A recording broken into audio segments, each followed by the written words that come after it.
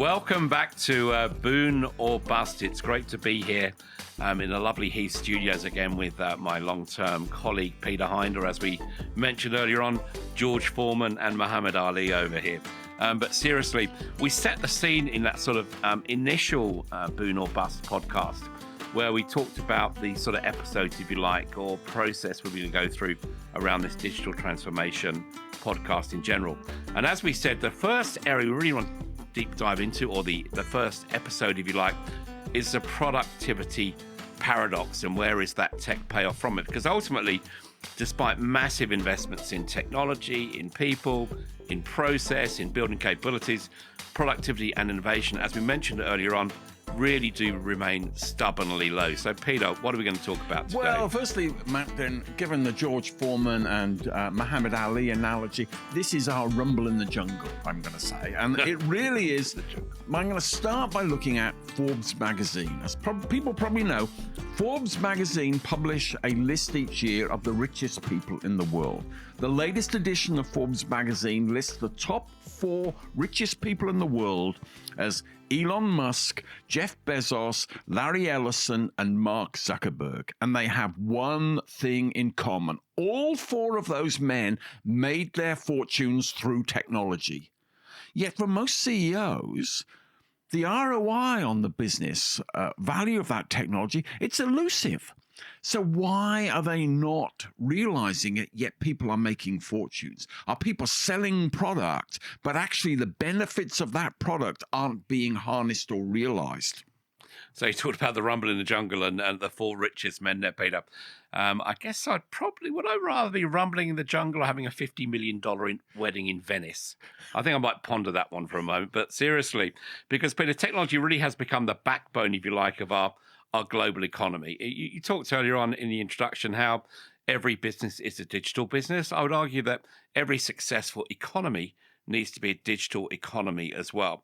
You know, entire industries have ultimately been reinvented by technology. And at the same time, most companies, and indeed for most executives, as we've reinvented through technology, they still feel that kind of ultimate pinnacle of reinvention and innovation remains just out of reach. I can't help feeling, though, for our listeners, because there is something scary about a world built around digital technology, but all change involves letting go of the past, embracing a new way of working, accepting that's the reality that you have to function within. And that's what we're tackling today, folks. Why, with all this incredible technology, all this automation, all these promises, all this stuff that you see about in your TV, your podcasts, and your magazines, all these promises, why has productivity in the Western world, I'm going to use the word flatlined? Basically, it's not moved over the last 20 or 30 years. I think you're being a bit kind there, Peter, to be honest, because this is why we call this the productivity paradox, because the numbers don't lie. So you talk about remaining flat. Here in Australia, labour productivity has actually declined from 1.8% growth in the early 2000s to just about 0.9%.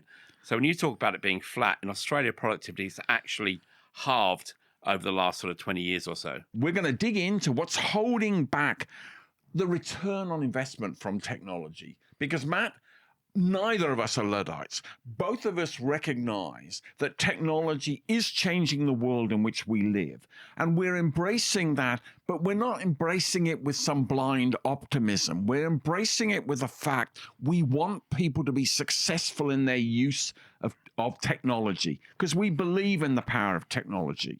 We do, and I just wanted to rewind a bit to where you were talking about the AI sort of situation as well, Peter, because when we talk about productivity, for many, you can read it in any press at the moment, most organizations see AI as being a great way to improve productivity.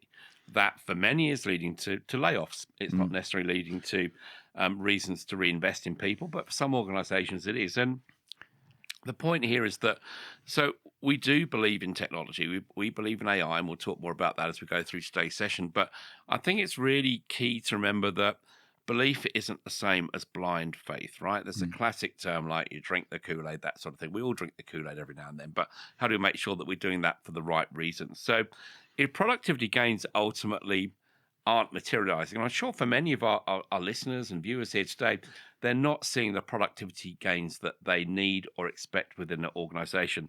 Then it's not good enough to say, well, let's do better.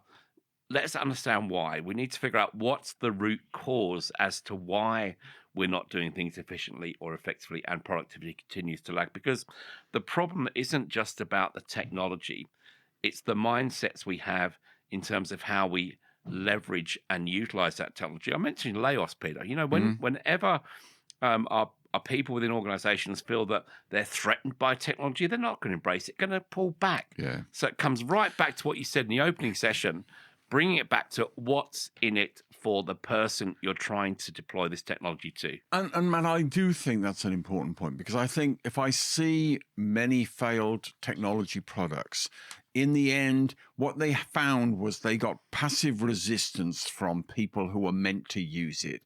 People wanted to do anything but embrace it because they saw it a threat to their way of working.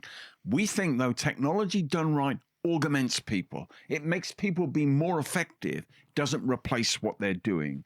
Now, for our listeners, and especially the CEOs tuning in, we're going to impress that this isn't an academic discussion. This is a business critical issue. And I mentioned it before, but a recent report by KPMG asked what keeps Australians CEOs awake at night. They interviewed 320 CEOs in private companies in Australia late last year for this data. And you know what topped that list, Matt? Well, Peter, you told us earlier, but I'm pretty sure it's got to do with technology. They're really worried about, I would say it's technology primarily, but at the end of the day, when you then distill that down more specifically, they're worried about digital transformation of their business. And I think not just worried about digital transformation, they're worried about how do we do this effectively and how do we drive the value from those investments we need to make. Well, let's stop and think about that, Matt, because what they see is they know organizations are being disrupted by technology. We can talk about how Blockbuster got replaced by Netflix, how we've seen the newspaper media be undermined by social media. People know technology can be a threat to people, so they know they can't avoid it. But then you talk about what's the return on investment from what I spend on technology. And it's not so much how much do I need to spend on technology? Where should I optimize the money I've got to make the biggest return on that investment? How do I know that I should continue? What gives me confidence about it?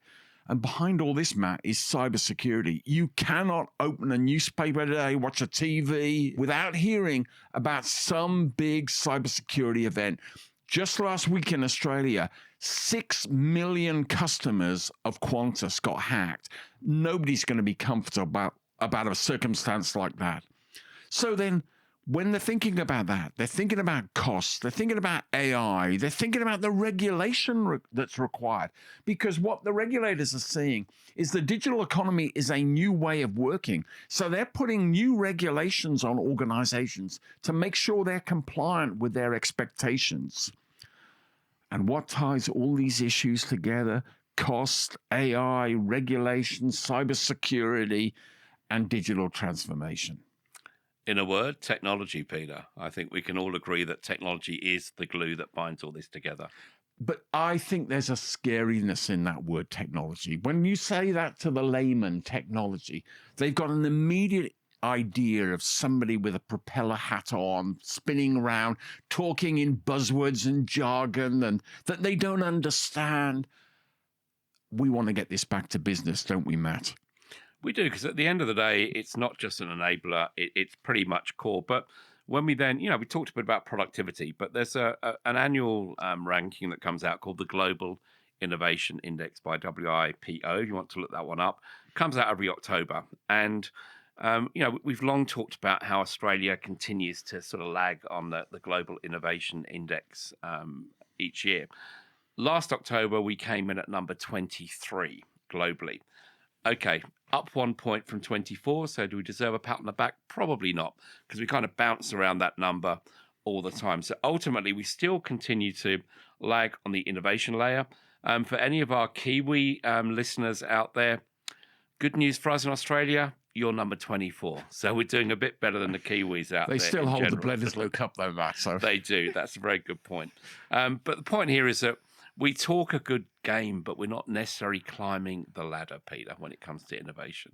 yeah, that's true. And in many ways, innovation and technology go hand in glove, don't they? Really, like that.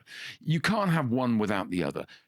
Technology drives the innovation, but you've got to have a mindset to do it. And if you don't have that mindset, you stagnate in a world that's digitally transforming. Because as Matt was talking, where Australia stands in the the innovation index, you start to realize how competitive the world is right now. Donald Trump, the president, is saying, hey, we want to make Australia best at everyone else's expense. So you've got to realize you've got to defend yourself. How can you protect yourself in a world like that? And the way is not to resist it. The way is to actually learn how to master it and be on top of it. Now, that wasn't a gobbledygook clanger, Peter, but you used the Donald Trump word, so that might just cost you $50, my friend. You're going to be broke by the time we get out of this. But kind of building on from things we've been talking about, I think one of the challenges we have here is, if you like, what I like to call the short-termism trap. I think is a real sort of culprit here for many of us, because part of the challenges we face from a technology, innovation, productivity is really short-term thinking. If you think about it, our sort of political landscape, it's a 3-year landscape. Average tenure of the CIO at best is kind of three years, if we're lucky. We talk about 3 or 5 year total cost of ownerships, 3-year return on investments, those kind of things. These lead us to short-term thinking and short-termism, particularly when you think about tech investments, because even when you look at ROI, and you mentioned it earlier on, return on investment, we saw that that's actually shrunk down. It would be 3 years. It's now kind of a 12-month expectation. So what we're seeing is this real short-term thinking around the investments we're making, the quarterly returns for organizations as well, Peter. Will we meet our numbers this quarter? So let's kind of react to that right now. Oh, Matt, that's so spot on. The world we are living in, and I'm going to make a difference here between a Western world and the Chinese world right now, because the Western world is obsessed with short-termism.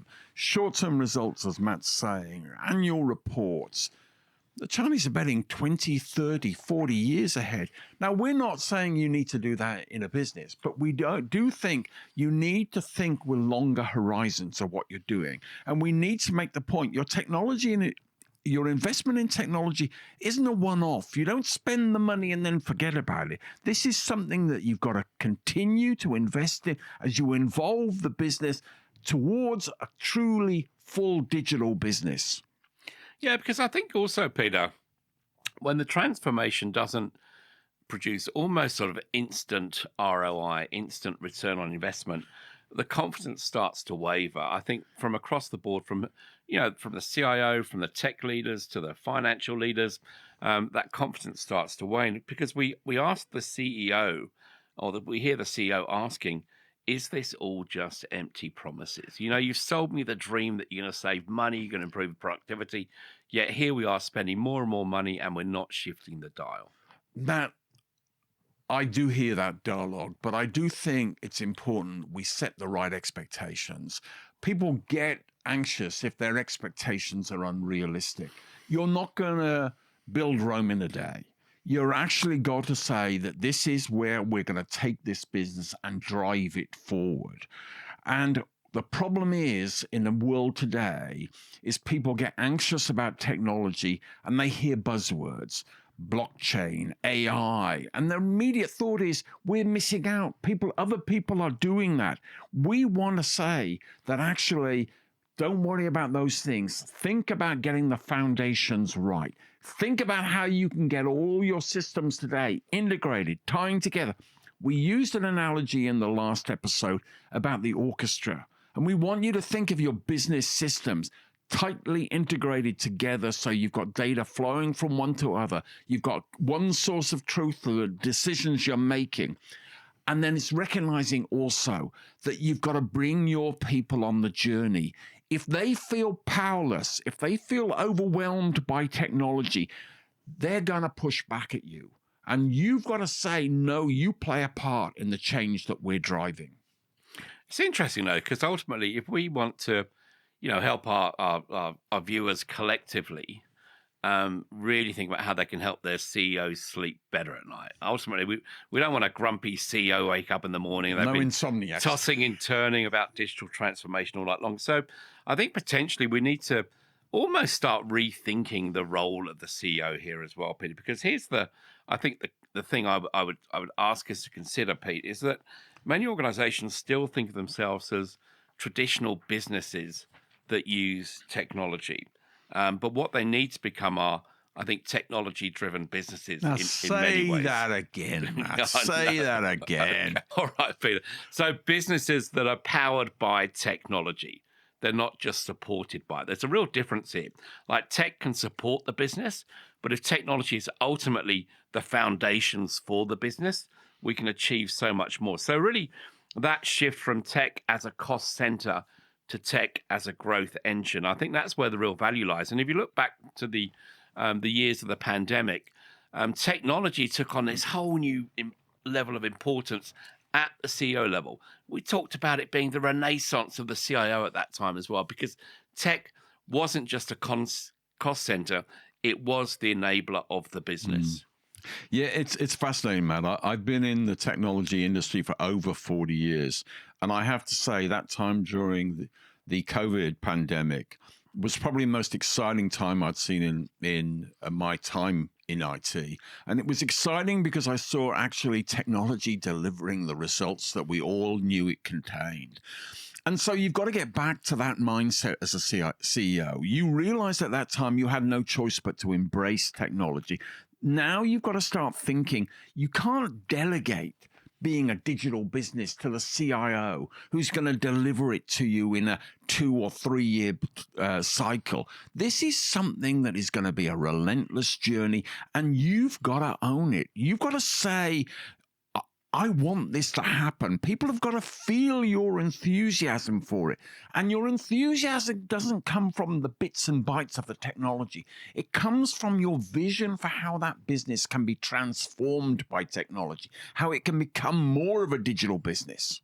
It's funny, I remember talking to a CIO of a Chief Information Officer of a very large Australian institution who shall remain nameless. And he said to me, I hope the pandemic never ends, Matt. And I'm like really? And he said, yeah. He said, because I've been able to achieve so much. I never could have achieved so much with technology in any normal time. And it's really enabled me to make many of the changes that I had to make.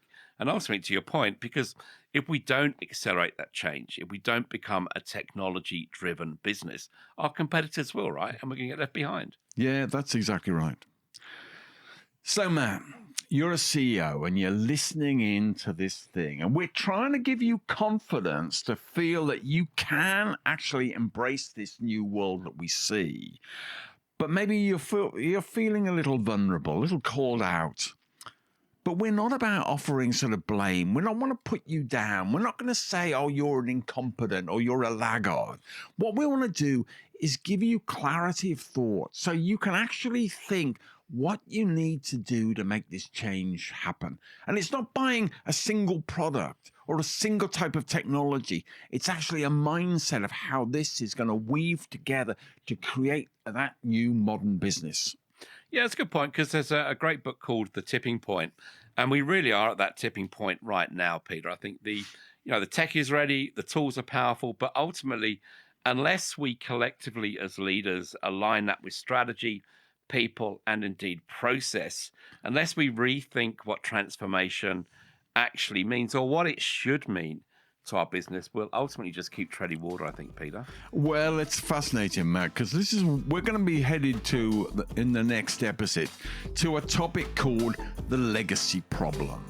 And now, let me explain that. Legacy is those business systems and computers that have been running your organization for a long period of time, because often these can be the stumbling block.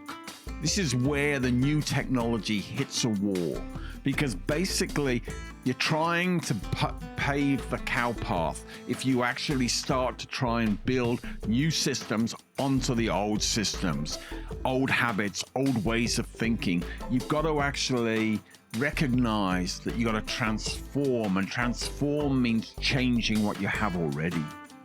So if you've ever really felt like you're trying to drag the past into the future with that kind of legacy challenge, I don't think you'll want to miss episode 2, where we're going to, I guess, a little bit tongue-in-cheek, ask you, do you want to be dead in a data center, or do you want to be modernized for transformation?